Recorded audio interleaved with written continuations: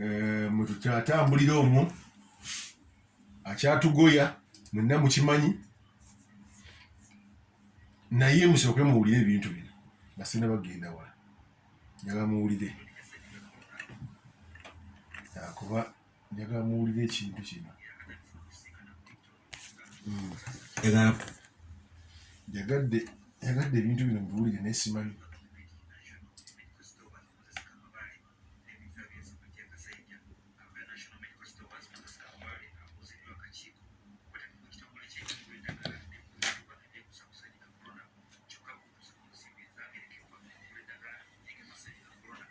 Jabagira ku nkomerero y'omwaka oguwedde olukiiko lw'eggwanga olukulu lwayisa embalirira y'ennyongera ya bombi 18 n'ekitundu okugulira bannayuganda eddagala ly'amasenyiga corona nga mu mateeka ekitongole kino kyalina okuligula kyokka abaka kibabuuseeko akuli ekitongole kino bw'ategeezeza nti ensimbi zino tazirabangako era n'eddagala lyonna ery'amasenyiga corona Uganda lyekozesa livudde mbagabirizi ba buyambi. All the vaccines that we have received in our country,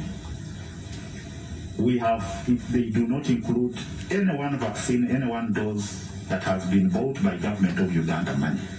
All of it so far has been donations. Now the question that follows is the money we received last year, where is the money?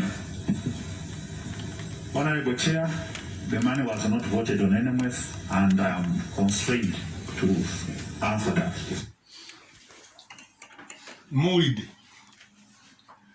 kati ffe abamu kufe waliwo kyekituluma National Medical Stores ndowooza okiwulidde wako ne gundi neddaala tebamanyi ku sente bazibawo naye bano abalina okuzifuna tebazimanyi nako kati Bungereza bakutte emitwalo eza pawundi 50 $7 7.8 ne baziyisa UNICEF Uganda COVID-19 era nga sente zino zijja kuyamba abantu 1,800,000 mu Uganda yonna era zino basululiddemu ogamba nti zijja tuyambamu omukka gwe tussa gwe bata oxygen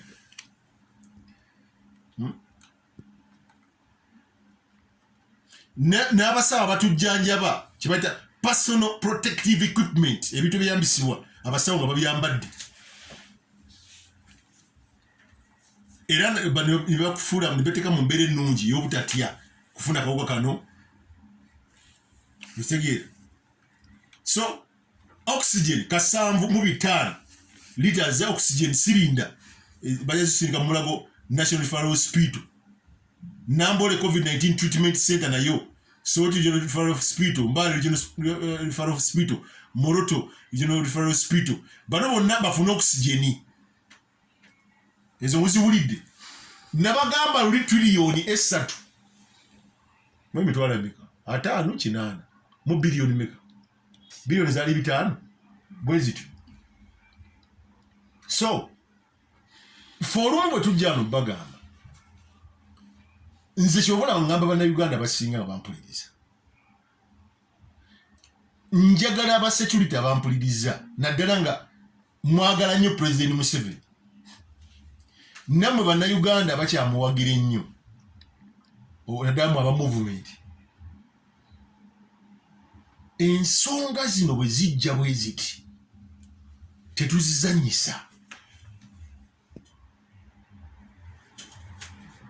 Emmanuel Katongole onono nga mugagga bamutululira wagundi eri bayita abakola gundi ya sirimu eri Katongole oyo gundi yawe njia gundi yawe bamuteka mukakiika akokunoonya sente abantu zibasonda bakubaganya empawa n'akyenge maani gundi ne atwini ku sente z'abana Uganda zibasonda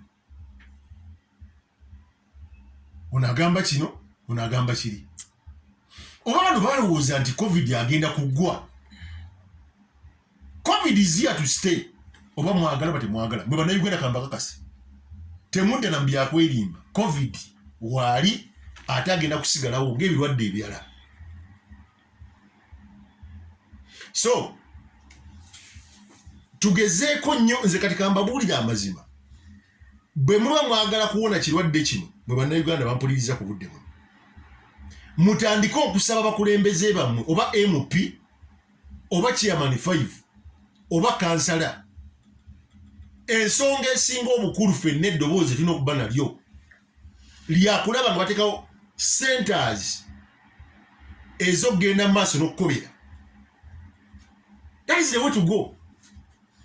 Bakukebere bamanye oyimiridde otya centers zigende paka wansi ku miruka magombolola zike. That is the way to go. Twesibe nnyo ku emmere ezimba omubiri, emmere esobola okutuyamba endala okulaba nti bano abasirikale baffe basobola okulwanisa endwadde. Abazungu banoonyereza lwaki Abafirika tebafudde nnyo nga Bazungu, ne bakizuula nti Abafirika balya nnyo emmere egasa omubiri. Ekyo bakibakweka naye bwe kiri, gwe muganda nga ali eyo bwe kiri. Mwettanire ebintu ebyo, mubettanire. Mwe abakulembeze baffe tuve mu folofoto. Let's face reality. Kino kizze bantu batandika obbagema. Okugema kulimu steps, bakola order, simanyi tulinze ebyo tubimanyi. Kakati bwe tuba tukyalinda vaccine ejje, lwaki temuteekawo mbeera ey'abasawo abakugu abasomesa mu kulya? Why? Simanyi lwaki ekintu ekiba kikwesa bannayuganda. Why? Kubanga buli abantu bakubira essimu naga nti COVID yabadde nnumu naye kati ndi mulamu, bagenze ne bankebera kati ate kati ndi mulamu. Ebimu sijja byogera ku radio wano kubanga amateeka teganzikiriza byogera, naye nga bali eyo mu byalo ne mu bibuga muno mwe bali. Have they gone to these people ne babuuza mubadde mukozesa ki? Omwana ddala bamuga nti COVID takyamuyina. Tuddemu tunuulire nga tukyesibye ku Bazungu kiki ekitosobola otubeezaawo nga tulwanisa ekirwadde kya COVID kino.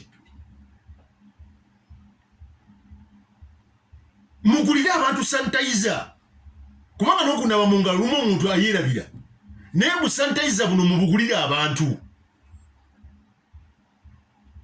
kubanga butuyamba. Buno busanitizer buno omuntu afuira bufuyizi bwati mu ngalo bwati. Abali ku Lubowa Chamber live, abali ku page yange ya Lubowa, manya abali ku YouTube channel yange ya Lubowa Chamber, buno omuntu bwenkoseza buno COVID buno bwe nabisa mu ngalo sanitizer. So abantu baleme kwekwata maaso mu nnyindo ne mukama. Simple, oyo COVID nga tumugobye. Abantu bambale mask. Simple. We should go back to work. Jine emitwalo 10 gye muliko temujja gifuna mwenna. Ffenna tukolere wamu twetangire ekirwadde kino. Gavumenti eyina ssente zegera tuwa kubeera waka temuziina. Ate nammwe mugezeeko nnyo okwekuuma. Bano abasajja nze nkuteerako wano nsobola okukubira wano entambi ku radio ne mudduka nabo ne mutya bano abasajja n'abakazi bo baliwo kubba bubbi buli kimu kukibba. Kati for us we are struggling okugamba abantu badde mukole bwe muti nga batulinda vaccine, tuteekewo massive testing, tuteekewo emisomo egy'okuyigiriza abantu okulya kiki balina okulya, kiki balina okunywa. Omuntu bamukebera nga alina COVID, eddagala eriyamba okujjanjaba weriri ate ya sente ntono. Why should we be in panic? Waliwo omusajja gwe bangambye yabadde agenda kwetuga, bamugambye talina COVID nyanga okwetuga. No, kubanga mu bulwadde mwabufuula bakufunamu kutiisa bantu. Bw'ofuna COVID tesigya tugenda kufa. Mwejjeemu ekibeera mwe bannayuganda temubeera ng'abantu batalina makulu. Mwejjeemu ekibeera kyokka nti bw'enfuna COVID ngenda kufa. I'm here to give you a voice of hope. I'm here to give you a voice of faith. Njagala bateeka mu ssuubi, njagala bagamba mulekerawo okutya. mulekerawo okuyeeya bannammwe omuntu kasaba mukebera covid tagenda kufa bamuwe eddagala agende eka amire eddagala nga batulinda vaccine because bano baagala kulya amaloboozi bwemuga bali mu kulya muwulidde amaloboozi bali mu kulya kakati mwe mulina okwerwanako mwebeereremu mukole bye tubagamba muve ku bana abagagga muve ku bagagga waliwo abagagga ab'ekisa n'abagagga ab'emitima emibi nga baliwo okulya bakuta ne bakyayagala okulya bafukula bufukuzi tuve kuzina enfukuzi tutandika okugoberera ffe nga ffe balubowa bye tubagamba ku marediyo nga badokita abalumirirwa eggwanga kye bagamba okwetaasa ekirwadde kya covid-19 bw'okwatakwata ku bintu gula ka sanitayiza bw'oba oli mugaga ku kyalo mugulire abantu sanitayiza ekisembayo njagala okuva ne leero buli mugagga ampulira ng'oli ku kyalo ng'oli mu kibuga kino Jinja City mutandika okufa ku bantu abaavu bw'oba olina gabana ne banno bw'oba olinawo kawunga noonya tugabe akawunga tugabe sukaali tugabe omuceere abasawo mbeegayiride mudde malwaliro manyi muli bubi naye mudde malwaliro bangambye bugiri waliwo problem abasawo mbeegayiride mudde malwaliro muli awo mulina tuyamba mutuyambe tulinyanga mmwe n'okuba kudaalira babakudaalira naye mutuyambe ffe bammwe tubeera nammwe mu mayumba tubeera nammwe ku byalo abasawo mutuyambe tubeegayiridde nga bali ku munyago gwabwe abasawo mutuyambe please abasawo mutuyambe ekyasinza okunnuma kwe kulaba omusajja eyasoma obusawo n'abakazi abaasoma obusawo nga balimba eggwanga kinnuma naye tulina kyakukola so buli omu mbawa hope mugende babakebere where necessary bano balina eddagala erisobola obayambako nga covid akutte ffe tulina wano betumanye bafunye covid njabbaleka ku radio wano babuulire babadde bejjanjaba babadde bakikola batya covid kasita omutegeera amangu owona covid wakwata togenda kufa mulekerawo okubeera mu mbeera ey'okutya nti banne ngenda kufa covid is like any other disease only that it surges surging kirala ekwata abantu bangi kuba surging kitegeeza nti eyika buyisibwe neyiwa mukitegedde bantu ba so mumpulirizeeko bannayuganda mumpulirize tuve kuba ebisokomyo ebyagala okubba n'okusaanyawo eggwanga lino tutandike okwerowoozako nga bannayuganda mwewa amabanga mwambale masiki mugule sanitayiza naaba mu ngalo ku maasekendi nga 20 nkwegayidde munnayuganda mpuliriza bw'ozuula nti olina ekirwadde kya covid weeyawule mu banno wadde amuli akumpi covid si kiki tebabalimba n'obbalimba temutya musobola okwejjanjaba kasita bababuulira eddagala abasawo balina era n'abalikozesezza weebali ate nga lya ssente ntono tolinda genda mu ICU eno gye bagenda obbattira gye bagenda obbagirako oxygen mufe kubanga bwe kiri so mugobere ku kye mbagamba bagenda bandange mbeegayiridde mugende ku kye tubagamba mbeegayiridde owulyamu olusujjasujja owulya amagulu gakumenyesa genda olabe omusawo abasawo mbeegayiridde bannange manyi waliwo oluyimba olugamba nti omusawo akuyitako awo ng'otaawa bamubanjeza ennyo oba ofa n'ofa anti yajjanjaba n'atasiima naye mukikole ku lwa Katonda n'ensi yaffe oweekitiibwa pulezidenti nkusaba weewole ku buyinza Amini bwe yalina kino kyensembayo okwogera pulezidenti Museveni nkwegayiridde mukama waffe terina kyakola weewole ku buyinza Amini bwe yalina